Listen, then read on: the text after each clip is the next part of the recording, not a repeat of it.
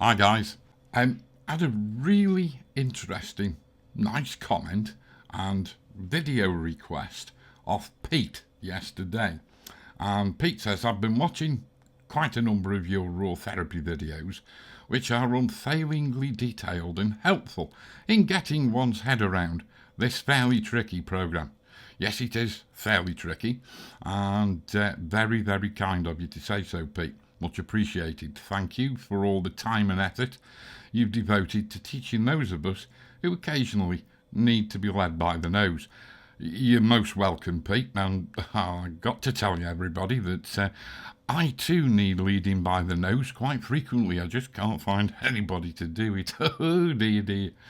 But he goes on to say he became intrigued by the occasional reference that I made to your base setting for all images, which I considered to be something I needed to deal with before cracking on with everything else. So I started hunting through your video material.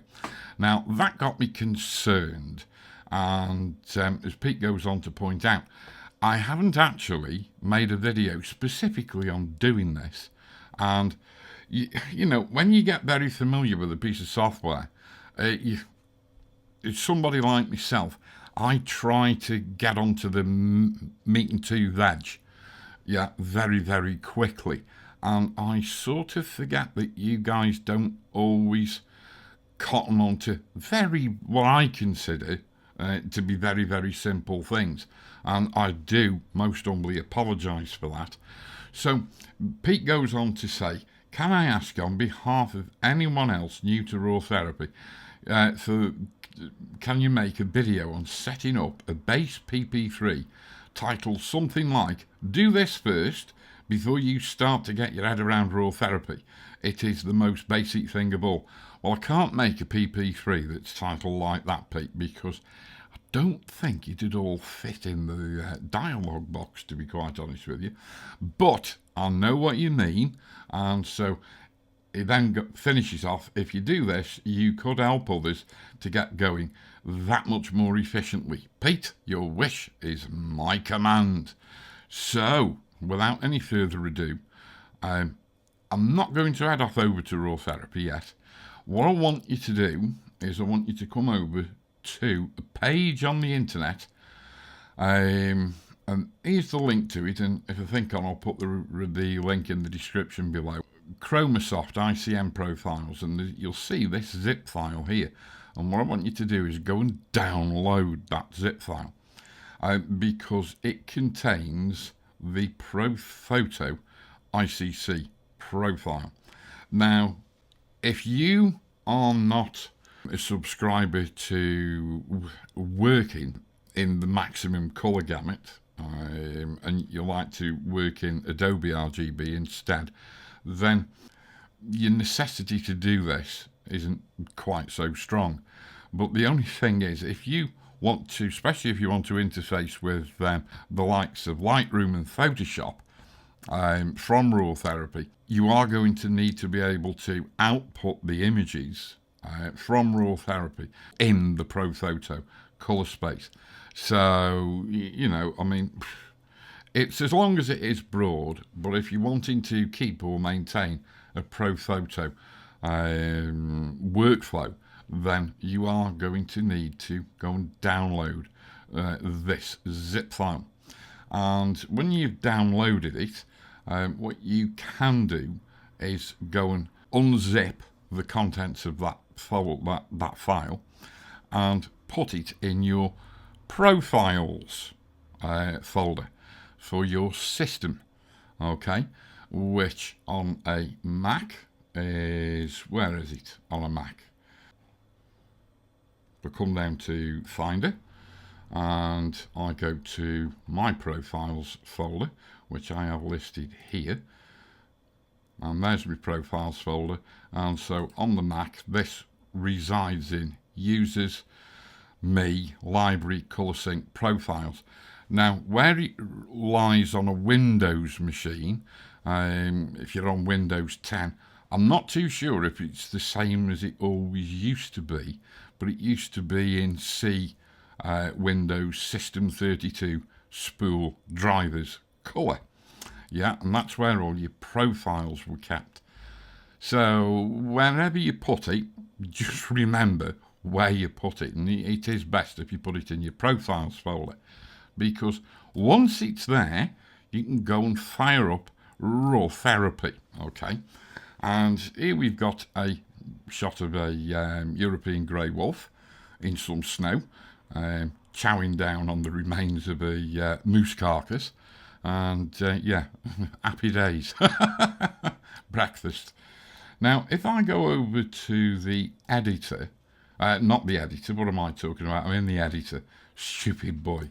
If I go over to File Browser, this is the file we're looking at. Now, what I'm going to do is pretend now that we haven't seen it. It's not been in the browser. So when we actually navigate to this image, it's going to look like that. And this is where people get a little bit confused and a little bit panicked and a little bit worried about Raw Therapee. Because the image that they see in their file browser, when they move that into the develop module, it doesn't always look the same, especially if they've got a neutral or linear processing profile applied to that raw file.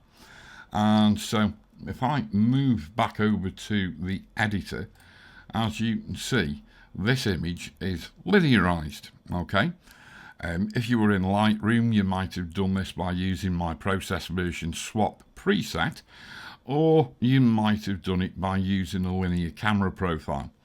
But either way, you would see an image in Lightroom that looked very, very akin to this.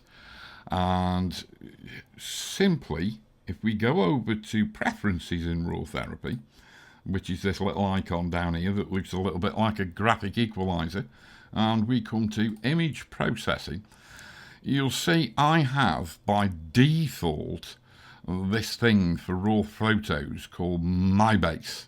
All right. Now, what is MyBase? MyBase is neutral plus plus. Yeah, because you could apply a neutral processing profile to it and click OK. And, you know, it is what it is. But the thing is, if we look in areas of out of focus detail like this, and it's not showing up so very well because the image is a little bit on the underexposed side, but there is quite a bit of colour noise in there. Let's just switch it out properly to neutral, like that. And yeah, that looks a little bit better. You can see we've got magentas, we've got greens in there, more magenta-y reds. We've got all sorts of weird and mysterious colours going on in there. And the same with any sort of artifact in an image.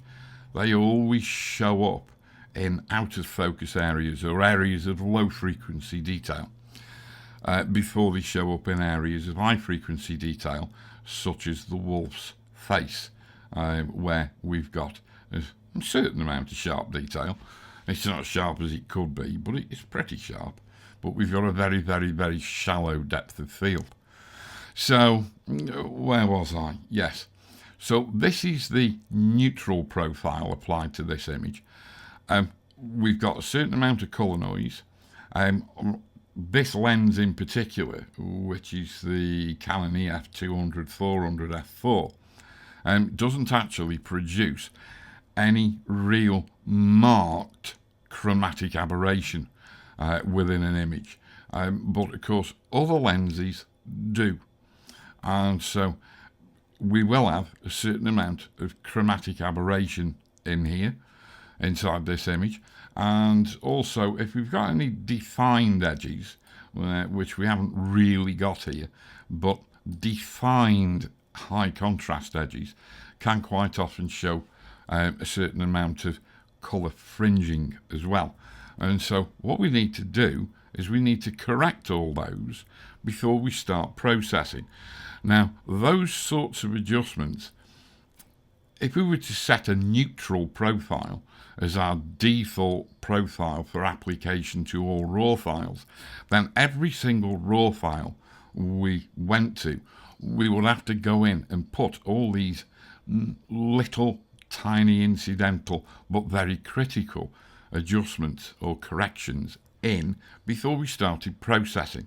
So what I'm doing is I'm going to show you how to create a neutral plus plus profile, and what I call mybase.pp3, and what Pete wants to call something very, very long, but like do this first.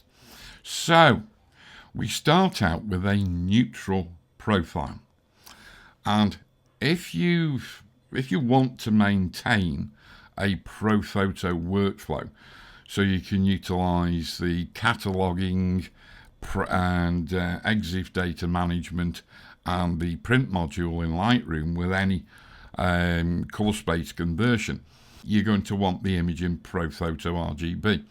And to get the most out of Photoshop, if you want to interface RawTherapee with Photoshop, Photoshop fundamentally is best off working in ProPhoto RGB 16-bit.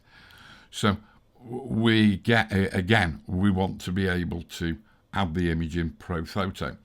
And so if you've installed those profiles that you downloaded from Chromasoft, if you come back into Preferences, under is it Image Process? No, it's under Color Management. What am I talking about? So if we go under Color Management, you can see Directory containing color profiles. I've got it set to my Profiles folder. So what you need to do is you need to set in here the folder where you loaded those, or the contents of that zip file that you downloaded from Chromasoft, okay? And you'll also notice that a restart is required. So set your target for your Profiles folder in there, click OK, and then restart RawTherapee. And the nice thing about doing that is that if we come over to Color, and then we come to Color Management, we've got to set, I just maintain that you're best off to start off with keeping all these settings exactly the same. But in the output profile, because we restarted RawTherapee and it now knows where to look for all your profiles or your output profiles, we can now go and select ProPhoto. And so that's what we want to set in there. For starters, if you want to keep a ProPhoto workflow. So now we come on to all the other little idiosyncrasies of the mybase.pp3, or the customized neutral plus plus profile that we're going to make. So the first thing we do is we come over to demosaicing, and by default it will be set to the Amaze demosaicing algorithm. Although Amaze is generally very, very good, when you if you do shoot with a lot of long telephotos, or you do a lot of macro work, or you photograph things with a lot of high frequency detail, such as landscapes, but you've always got a sky in there, or a big expansive sky, which is low frequency detail. Low frequency detail does not benefit from being demosaiced by the Amaze algorithm. It doesn't. People can say what they like, it just doesn't. And so what we have in RawTherapee is the facility to do dual demosaicing. And I'm not actually a big fan of the Amaze demosaicing algorithm, but that's just me. My favourite one as a default is RCD. But RCD is very, very good, just the same as Amaze is to a degree, for demosaicing high frequency detail areas. In other words, in focus bits, sharp bits. But unsharp, out of focus bits, it doesn't cope very well with at all. And what it does, it tends to exacerbate the noise, or poor signal to noise ratio, in out of focus low frequency detail areas. VNG4 and bilinear both do a much better job of demosaicing low frequency detail areas. In other words, the soft out of focus bits of your image. And so if, like in this image, the biggest majority of this image, of this grey wolf, is actually low or lowish frequency detail, because the majority of it is out of focus. Yes, it is. Now, I've got a very, very fast machine, 12 cores, 98 gig of RAM, and I favour RCD plus VNG4. If your machine is, how can I put this, challenged in the direction of the number of cores it's got to work with and or the amount of RAM it's got to work with, you might find that bilinear actually works slightly faster. So if you're processing on a laptop, which you should not be doing because your monitor laptop's not very good, your laptop monitor isn't very good, I should say, but you know, either or. So if you're challenged for speed and power on your machine, choose RCD plus bilinear. If you're not, then fine, go ahead and choose RCD plus VNG4. So you'll notice when I switch to RCD plus VNG4, this contrast threshold slider changed. It dropped to a value of 7, fundamentally because I've got this little checkbox ticked. So Raw Therapy's looked at the image and automatically decided that we need a contrast threshold of 7 applied to this image if we're using RCD plus VNG4 to demosaic or dual demosaic the image. So to the left of the slider we're using RCD, to the right of the slider we're using VNG4. The other thing I want to do is to engage default capture sharpening.